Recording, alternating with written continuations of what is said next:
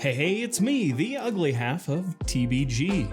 Today we're doing something a little different. Robert and I have both had ideas that maybe weren't long enough to make a full video on, so we've decided to make a new style video here on TBG, and we're calling that TBG Bytes, where we have little segments and make a bigger video of just small segments. Obviously, you know me, I'm Gage, and I'm the ugly half of TBG. And for my little segment today, I wanted to talk a little bit about retro gaming in a way. This is my NES. I pulled this out of a dumpster, believe it or not. Now, when I got this NES, it didn't work at all, and all it would do is output a gray screen onto the TV. So I opened it up and I disabled the lockout chip as well as replacing the 72-pin connector. When I plugged it back into the TV, it actually worked great. The controllers didn't work, but I was able to get some new ones and replace them. There's still one problem though. That new 72-pin connector I got makes it nearly impossible to get a game out of the NES. As you can see, the game is incredibly tight and difficult to remove. And I don't want to damage my games by using this cheap Amazon 72-pin connector. So I did some research online, and what I found out is that supposedly you can boil these old 72-pin connectors for about 5 minutes and then take a game and put it in and out of the connectors about 20 times, boil it again, and you should be able to make this work like it used to. So that's what we're gonna do today. We're gonna boil this original 72-pin connector from my NES to see if it fixes the problems. And if it doesn't work for whatever reason, well, I still have a working 72-pin connector that just happens to be a little too tight.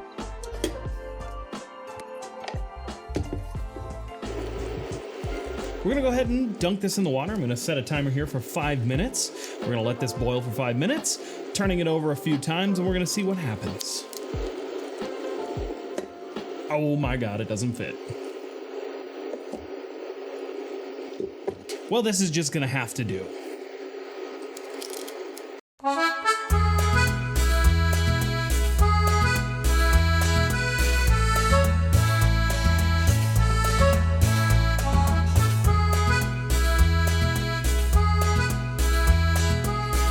Alright, so we're gonna let this dry off for just a minute, then we're gonna take our game cartridge and kind of exercise this a little bit, clean some of the gunk out of it using the game cartridge, and then we're gonna go ahead and boil it for 5 more minutes.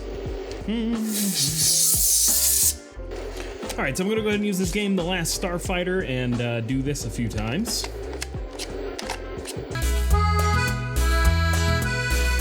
Go ahead and set that to the side. We're gonna go ahead and put this back in the water. While this is boiling for the next 5 minutes, I'm gonna go ahead and send it over to Robert so he can tell you all about that new Pixel 8 Pro that he's got. Thanks, Gage, and in this Byte series with TBG, I will be reviewing the Pixel 8 Pro compared to other cell phones. Now, over the past several years, I personally have had a lot of Galaxy phones, and a lot of my friends and family have always been iPhone users, so some of these features I'll be talking about are features that I'm experienced for the first time personally that I did not have on my Galaxy phones, and some of these features are already established on the iPhones that I think are just really good features that made it over to the Pixel. We'll also be discussing some features that are only to the Pixel 8 Pro exclusively. Now, one of the rollover features is being able to talk to Google on the phone to be able to set reminders, do tasks, set alarms, send simple text messages, make phone calls, all that kind of stuff. With the Galaxy phones, it just wasn't as simple to use with Bixby, and it felt a little clunky. And with Google, it feels a little more like Siri, where it's pretty smooth for the most part. Another feature that's on the Pixel series is also adaptive battery learning. The phone ends up learning probably a little bit more than I really want it to about me, but it figures out when I actually charge my phone at night. So when it does this, it turns on battery saving during the day, and then will juice my phone up kind of later at night when I don't need that battery as much, knowing that I'm going to charge my phone around 9 or 10 o'clock at night. Honestly, it's such a small feature that you don't really think about until you have it on your phone, where all of a sudden it's 2 o'clock and you still have a decent amount of battery left, even on a power-thirsty phone like the Pixel 8 Pro.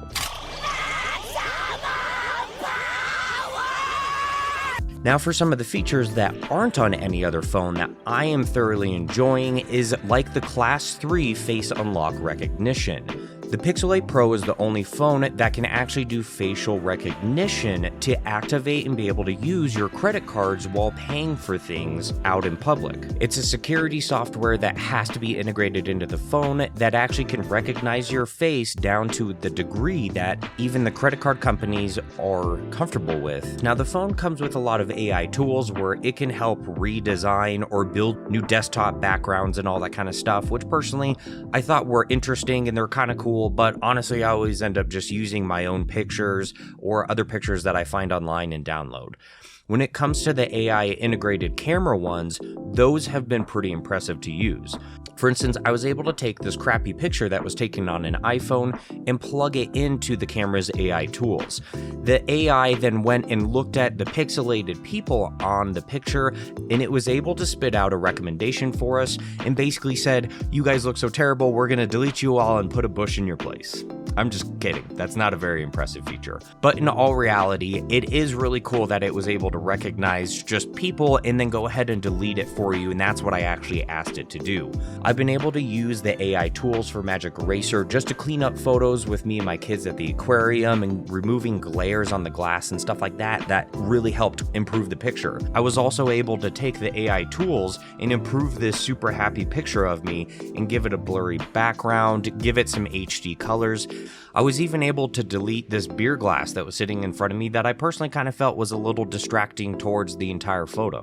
Overall, all of the camera editing tools and AI tools are incredibly smooth, they're easy to learn, very well integrated, and I think are just an awesome feature with the camera on the Pixel 8 Pro. On top of this, Pixel 8 isn't stopping just what's loaded on the phone, and they have the next 7 years of upgrading the AI tools on the camera, and they have several new features that are coming to the phone over the next couple of months. So far, I must say I am absolutely loving the phone. Whether I'm just in a honeymoon phase or not, I think it's a great phone to have. The difference between the Pixel 8 and the Pixel 8 Pro, though, I don't know if it's really worth the cost. I am personally, being a computer nerd, I love the Pixel 8 Pro. Now, if you've been watching this video thinking that the camera quality actually looks really good, I recorded this entire video on the Pixel 8 Pro with its 50 megapixel camera on the backside. If you also think it looks good, be sure to like and subscribe. We'll see you guys in the next video. All right, so it's been 5 minutes. We're gonna go ahead and pull this thing out, let it dry off for a little bit. I'm also gonna turn this thing off because it's driving me nuts.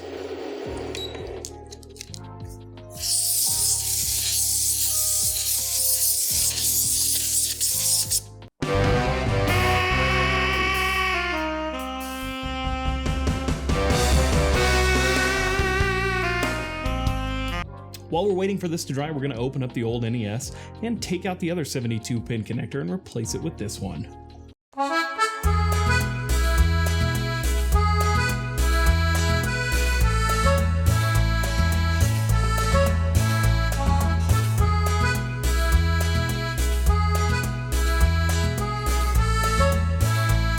Alright, so we got that old 72-pin connector back in this NES. I put a few screws back in and I'm not going to put the shield or the cover back on because I get the feeling this probably still isn't going to work.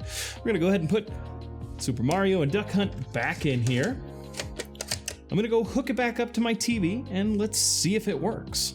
So I switched over here to my Pixel 7 Pro. Down here we got the NES. We're going to go ahead and kick it on and see what happens. Oh my God, it works.